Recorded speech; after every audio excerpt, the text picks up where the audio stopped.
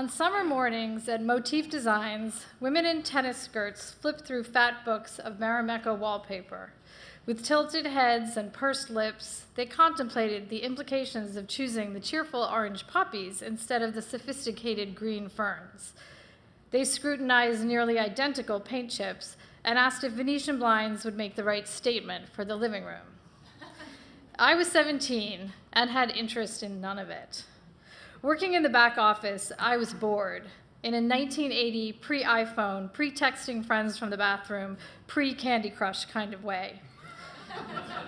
Just me and a pile of invoices and purchase orders, an adding machine that chewed up rolls of paper, and a slow, noisy fax machine. The job's saving grace was that it was mindless enough for daydreaming.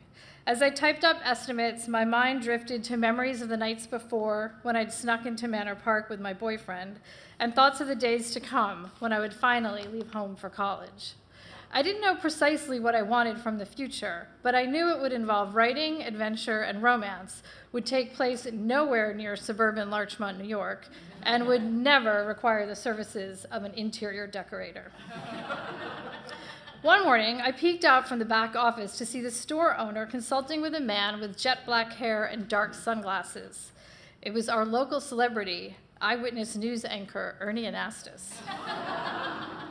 With shades remaining on, Anastas joined his wife in discussing new decor for their home, a stone house with turrets that stood at the end of a winding driveway behind a tall iron gate. I knew the house well. As a girl, whenever we'd drive by, I'd strain my neck to look at the castle, hoping to see the princess who lived there. Now I was less impressed. Watching the couple finger fabric swatches, I whispered to the 20-something office manager, "Can you imagine ending up anything like them?" You know where this is going, right? As I type, I'm in my house about 6 miles from the site of Motif Designs, which is now a bank. My husband is at work, reporting on the economy for television. One son is down the road in high school, the other across the country in college. I'm back at my laptop after taking a short break to oversee the installation in my bedroom of flat Roman shades selected with the help of a decorator. Is the ambitious girl in the back room at Motif Designs disappointed? Probably.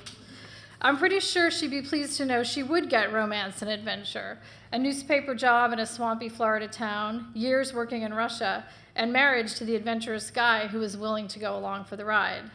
But she would be aghast to learn that by her mid-30s, she would move to the suburbs where she would raise 2 children and work a mommy-track job everyone would say she was lucky to have.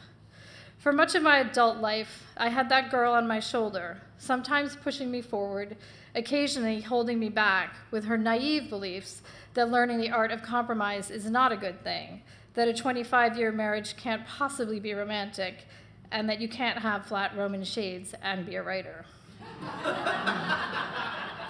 But as I neared 50, I had an epiphany. I'm wiser than a 17-year-old girl, and I'm old enough to tell her to shut up.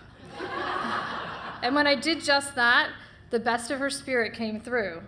So now, when I sit down to work on the novel I am finally writing and determined to finish, I can hear her girlish voice, brash and hopeful, urging me on.